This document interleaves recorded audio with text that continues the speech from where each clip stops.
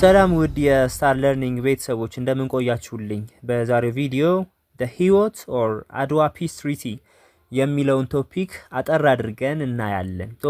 the ህይወት or አድዋ ፒስ ትሪቲ የምንለው እንግዲህ መቼ ነው የተፈረመው? 1884 ዓመተ ምህረት ላይ ወይም እንደ አውሮፓውያን አቆጣጠር 1884 ጁን 3 ላይ የተፈረመ ነው። በሰር ዊሊያም ህይወትና በአጼ ዮሐንስ መካከል የተፈረመ ስምምነት ነው ወይም የሰላም ስምምነት ነው። ህይወት ወይም አድዋ ለምንድን ነው ህይወት ወይ ደግሞ አድዋ የሚል ስያሜ የተሰጠው የሚለውን እናያለን። መጀመሪያ መቼ ነው የተፈረመው? በማና በማ መካከል የተፈረመ የሰላም ስምምነት ነው። የዚህ የህይወት ወይ ደግሞ የአድዋ ፒስ ትሪቲ አላማ ምንድን ነበር? በህይወትና በአጼ ዮሐንስ መካከል የተፈረመው እና ለምን አላማ ነበር የተፈረመው? ከተፈረመስ በኋላ ምን አይነት ውጤት አመጣ? ወይም ደግሞ የዚህ ውል መፈራረም በአጼ ዮሐንስ እንዲሁም በሌሎች በነ እንግሊዝ በነ ግብጽ ላይ ምን አይነት ውጤቶችን አስከተለ? ይሄ ኮንሲኩዌንሲው ምንድን ነበር የዚህ ስምምነት የሚለውን ፖይንት አጠር አድርገን እናያለን በዚህኛው ቶፒክ ላይ ማለት ነው። ለቻናሉ አዳዲስ የሆናችሁ ቤተሰቦቼ ቻናሉን ሰብስክራይብ፣ ላይክ፣ ሼር ማድረግ እንዳትረሱ። ይሄንን ቪዲዮ የምትመለከቱ ውድ ቤተሰቦቼ ደግሞ ቪዲዮውን ላይክ ማድረግ እንዳትረሱ። በቀጥታ ወደ ቪዲዮው እንገባለን። ዋይ ኢምፐረር ዮሐንስ ሳይንድ ዘ ህይወት ትሪቲ። ንጉስ ዮሐንስ ወይ ደግሞ አጼ ዮሐንስ አራተኛ ይሄ የህይወት ስምምነት ወይ ደግሞ አድዋ ፒስ ትሪቲን የተፈራረመው ለምንድን ነበር የሚል ጥያቄ ነው ያለን። ሶ the ህይወት or አድዋ ፒስ ትሪቲ named respectively after the British negotiator Rear Admiral Sir William Hewitt or the place where the treaty was signed on June 3, 1884. እንግዲህ ይሄ ህይወት ወይ ደግሞ አድዋ የሚል መጠሪያ የተሰጠው የሰላም ስምምነት እንግዲህ ህይወት ወይም ደግሞ አድዋ የሚል ስያሜ የተሰጠው ለምንድን ነው? ህይወት ማለት በእንግሊዝ በኩል ወይም እንግሊዛዊ ሰው ነው። ይሄ የእንግሊዝ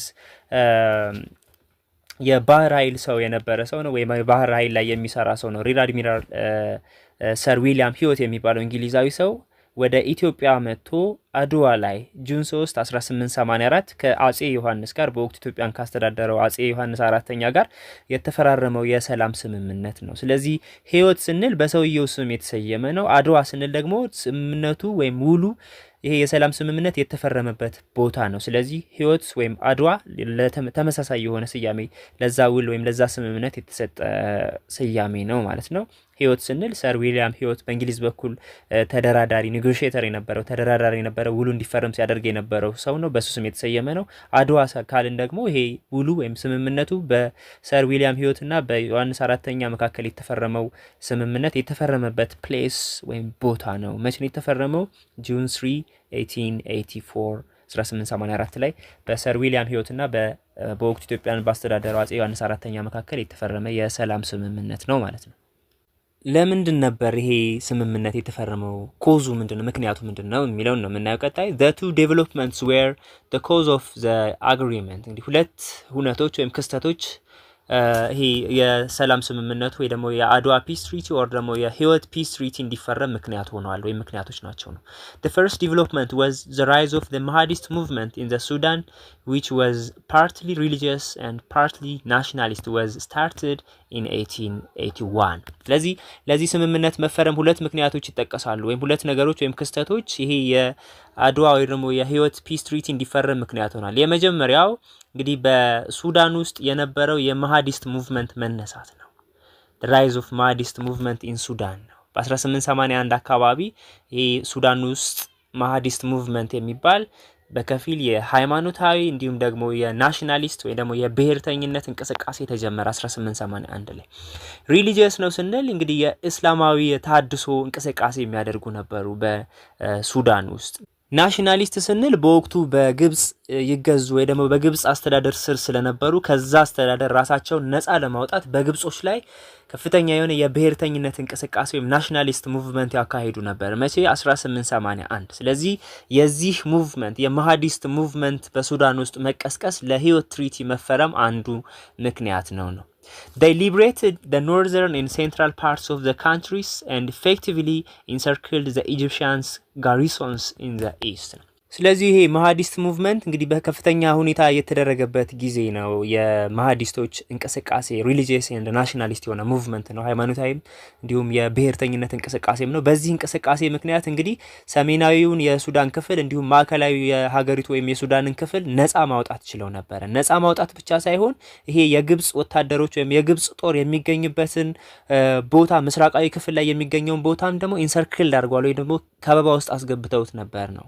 ስለዚህ ይሄ አንዱ ምክንያት ነው የማሃዲስት ሙቭመንት መነሳት ብቻ ሳይሆን ሰሜናዊና ሴንትራል ፓርቱን ነፃ አውጥተው የግብጽ የጦር ሰፈርን ሰርክል አድርገው ወይ ደግሞ ከበባ ውስጥ አስገብተው ነበረ። ስለዚህ አንዱ የህይወት ትሪቲ እንዲፈረም ምክንያት ሆኗል። አንዱ ዴቨሎፕመንት ነው። ሁለተኛው the second development was the occupation of Egypt by British in 1882 ነው። ሁለተኛው እንግዲህ ግብጽ በእንግሊዝ ተያዘች 1882 ላይ እንግሊዝ ግብጽን ኮንትሮል አደረገች ወይ ደግሞ ያዘቻት ነው። After this British wanted to evacuate Egyptian troops from Sudan to Mitswa via Ethiopia or through Ethiopia። ስለዚህ 1882 እንግሊዝ ወይ ደግሞ ብሪቲሽ ግብጽን ከተቆጣጠረች በኋላ በሱዳን ውስጥ የሚገኙትን የግብጽ ወታደሮች በኢትዮጵያ በኩል አድርጋ ወደ ምጽዋ ለመውሰድ ፍላጎት አሳደረች ወይ ደግሞ ከፍተኛ የሆነ ፍላጎት ነበራት እንግሊዝ ነው። እንዴት አድርጋ ነው በሱዳን ማሃዲስቶች ሰርክል ውስጥ ወይ ደግሞ ከበባ ውስጥ የነበሩትን የግብጽ ወታደሮች የምታስወጣው? በኢትዮጵያ በኩል ነው የምታደርገው። በኢትዮጵያ በኩል ነው ማስወጣት የምትችለው። ስለዚህ በሱዳን መሃል ላይ ተከበው የነበሩ የግብጽ ወታደሮችን ለማስወጣት የግድ ከኢትዮጵያ ጋር መነጋገር ነበረባት ነው። በኢትዮጵያ አድርጋ በምጽዋ በኩል ወደ ግብጽ ለመውሰድ ፍላጎት ነበራት እንግሊዝ። ቫኩዌት ማለት ማስወጣት ማለት ነው። ስለዚህ እነዚህ የግብጽ ወታደሮችን ሱዳን ውስጥ የሚገኙት በማሃዲስት ከበባ ውስጥ የነበሩት የግብጽ ወታደሮችን እንግዲህ በኢትዮጵያ በኩል አድርጋ በምጽዋ ወደ ግብጽ ለመውሰድ ከፍተኛውን ፍላጎት ነበራት ነው እንግሊዝ። ስለዚህ ይሄ ፍላጎቷ የአድዋ ወይ ደግሞ የህይወት ትሪቲ እንዲፈረም ምክንያት ሆኗል። ሁለተኛው ኮዝ ነው ማለት ነው። ስለዚህ እንግሊዝ ግብጽ የሱዳን ውስጥ የሚገኙትን የግብጽ ወታደሮች በኢትዮጵያ በኩል ለማስወጣት በወቅቱ ከነበረው የኢትዮጵያ መንግስት ጋር የሰላም ስምምነት መፈራረም ነበረባት። ምክንያቱም ኢትዮጵያ የራሷ የሆነ ግዛት አላት። ስለዚህ በዛ ግዛት ውስጥ የነዛን ወታደሮች ገብቶ ለማስወጣት የግድ ከኢትዮጵያ መንግስት ጋር ስምምነት መፈራረም ስለነበረባት ማለት ነው። በዛ ምክንያት እንግዲህ ከኢትዮጵያ በወቅቱ ከነበረው ከአጼ ዮሐንስ ጋር የህይወት ወይ ደግሞ አድዋ ፒስ ትሪቲ የሚባለው በሰር ዊሊያም ህይወትና በአጼ ዮሐንስ መካከል እንግዲህ 1884 ላይ ውሉ ወይም ስምምነቱ የሰላም ስምምነቱ ተፈረመ ማለት ነው። The treaty contains the following articles such as ይሄ የሰላም ስምምነት የአድዋ ወይ ደግሞ የህይወት ፒስ ትሪቲ እነዚህ ቀጥሎ የምናያቸው ዋና በተለይ በጣም አስፈላጊ የሚባሉት የውሉ አንቀጾች የሚከተሉት ናቸው፣ አርቲክሎቹ ማለት ነው። አንደኛው ፍሪ ትራንዚት through ምጽዋ to and from ኢትዮጵያ ነው። ምጽዋ በወቅቱ በግብጽ ስር ነበረች እንዳየነው ባለፈው። ስለዚህ ኢትዮጵያ ምጽዋን መጠቀም አልቻለችም ነበር ለረጅም ዓመታት በወደብነት ማለት ነው። ስለዚህ ኢትዮጵያ እንግዲህ ፍሪ ትራንዚት ነፃ የሆነ እንቅስቃሴ በምጽዋ ላይ ወደ ሀገር ውስጥ ማስገባት ሊሆን ይችላል። የተለያዩ ምርቶችን ከሀገር ውስጥም ወደ ውጭ ለመላክ ምጽዋን እንግዲህ በነፃ እንድትጠቀም የሚያደርግ ስምምነት ነበር አንዱ አርቲክል። ስለዚህ ኢትዮጵያ በምጽዋ ላይ በነፃ እንድትጠቀም የሚያደርግ ነበር የአድዋ ወይ ደግሞ የህይወት ፒስ ትሪቲ አንዱ አርቲክል ማለት ነው። ሁለተኛው ቦጎስ ሻል ቢ ሪስቶርድ ቱ ኢትዮጵያ ነው። ቦጎስ ማለት ሴንትራል ኤሪትሪያ አካባቢ የሚገኝ ቦታ ነው። በግብጾች ወረራ ምክንያት እንግዲህ ይዘውት የነበረው ቦታ ነው። ስለዚህ እሱም ወደ ኢትዮጵያ ሪስቶርድ እንዲመለስ የሚያደርግ ሌላኛው ስምምነት ነው። ስለዚህ ይሄም ሌላኛው የአድዋ ፒስ ትሪቲ አርቲክል ነው ማለት ነው። ሶስተኛው ዮሐንስ ፋሲሊቴት ዘ ዊዝድሮዋል ኦፍ ዘ ትሮፕስ ቱ ምጽዋ።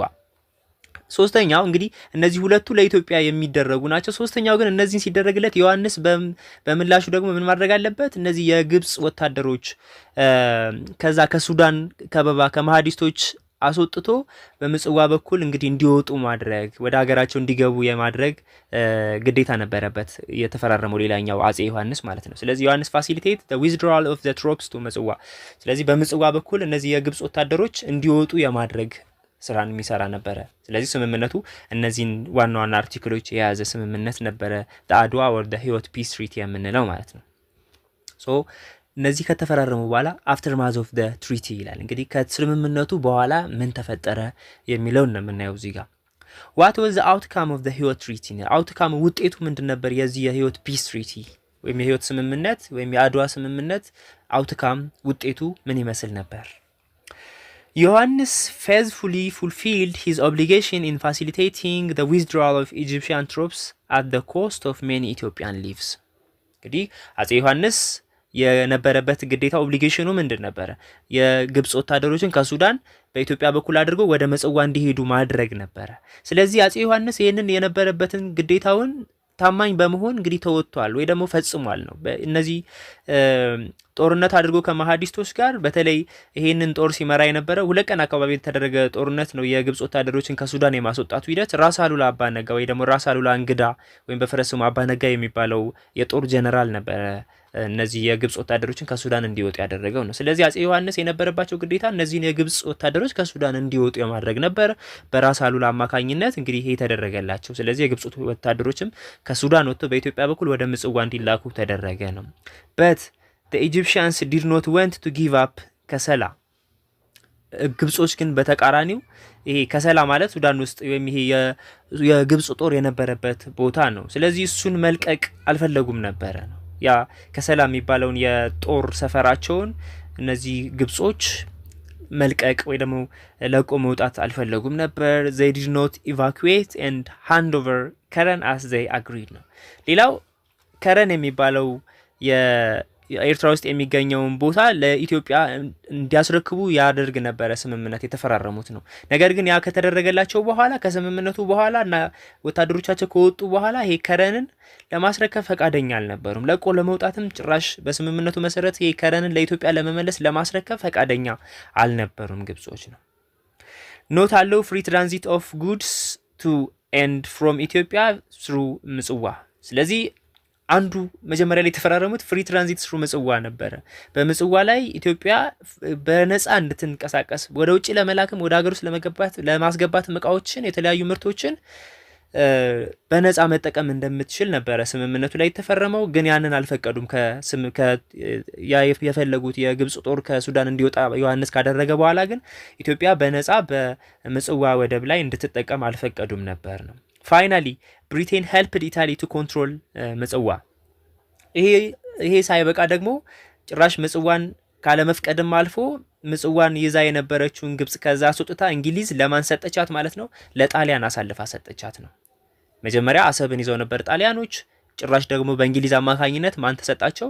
ምጽዋ የሚባለው ወደብ ሙሉ በሙሉ ለጣሊያን አሳልፋ ሰጠች እንግሊዝ ማለት ነው። ወይ ደግሞ ጣሊያን ምጽዋን እንድትቆጣጠር አገዘቻትና ጣሊያን ምጽዋን ኮንትሮል አደረገች፣ ያዘች። as a result ዮሐንስ exchanged one weak enemy Egypt for two strong ones, the Italy and the Mahadist Sudan።